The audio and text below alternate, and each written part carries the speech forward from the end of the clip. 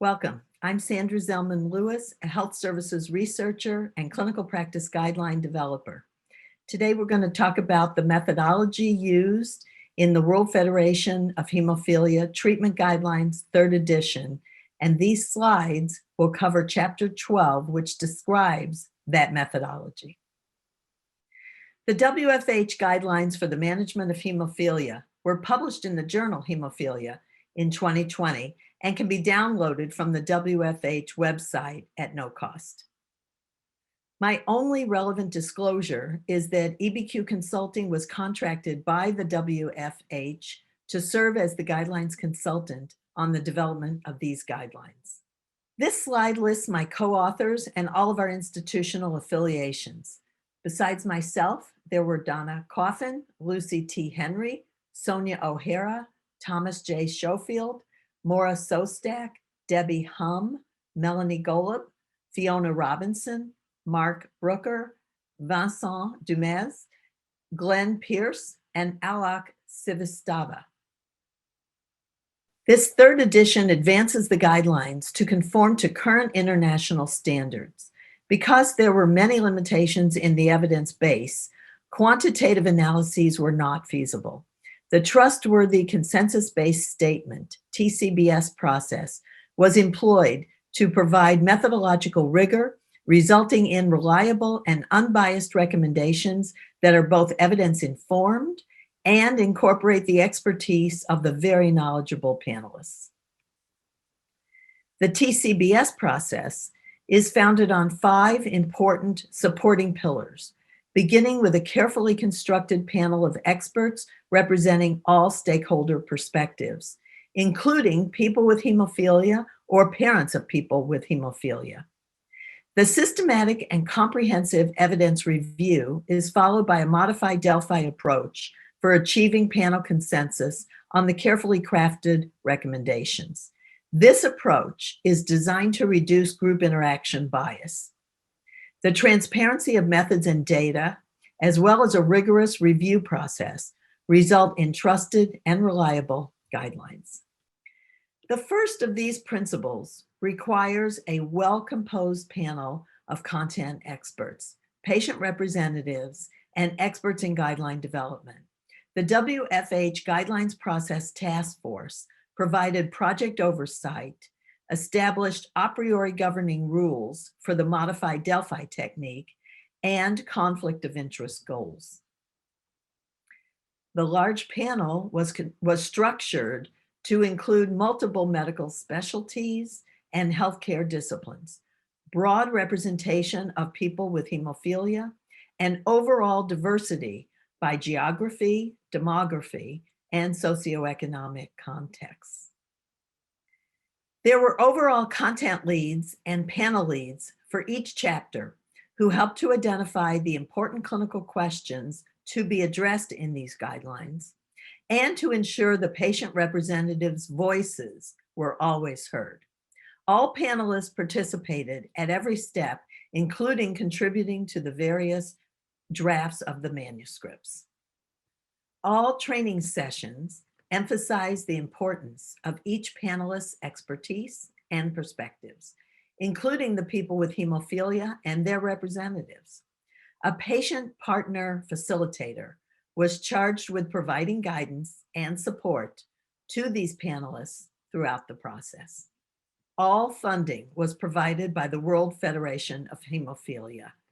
Experienced medical librarians, screeners, methodologists, and data analysts perform the systematic literature review for all chapters except Principles of Care, which advocated for ideal treatment goals. Specific topics such as dental procedures, surgical and other invasive procedures, and genetic assessments were specifically targeted in the evidence reviews. Search criteria focused on hemophilia A or B without exclusions based on gender, age, geography, or care setting.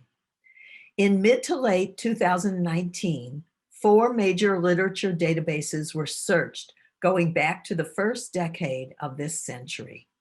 A team of 15 methodologists and data analysts extracted the relevant data from all included studies into the evidence tables.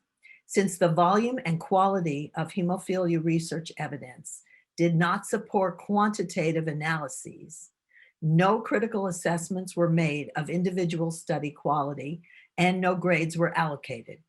For transparency, all recommendations were marked to reflect that they were consensus-based. Consensus was achieved on the drafted recommendations through a modified Delphi process governed by rules established in advance. Up to 3 survey rounds were permitted to achieve consensus. The minimum response rate was set at 75% of eligible voting panelists for each round. The minimum threshold for achieving consensus was set at 80% of the respondents, indicating agreement or strong agreement. Statements achieving consensus in the first or second round were not subject to subsequent rounds, and no minority reports were permitted.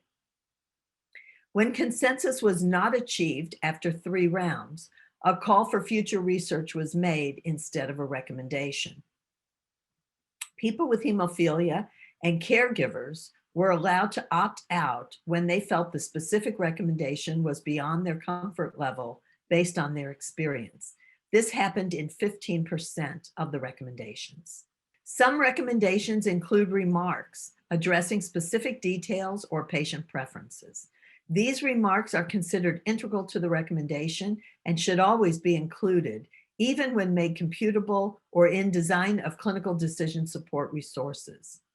Final manuscripts underwent extensive reviews by key opinion leaders both within and external to the WFH, thereby ensuring a global perspective.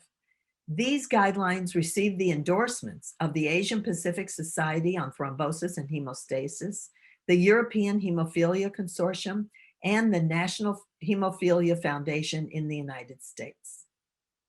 As is common in guideline development, pragmatic adjustments and compromises were required to provide the best possible guidance. The review of conflicts of interest was somewhat limited.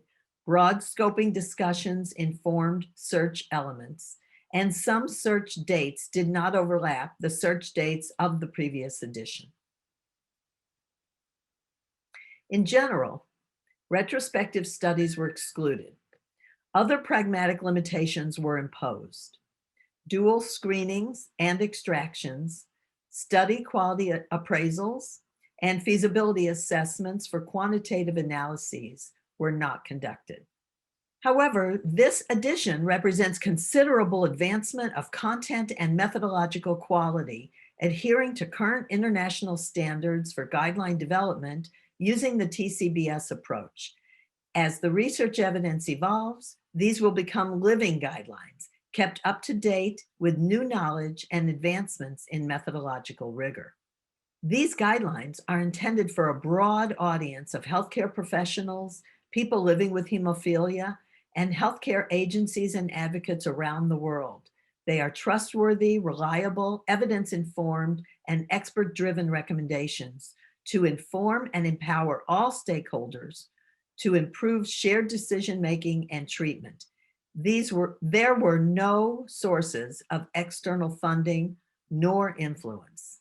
We would like to thank the Hemophilia Alliance for their support in developing this presentation.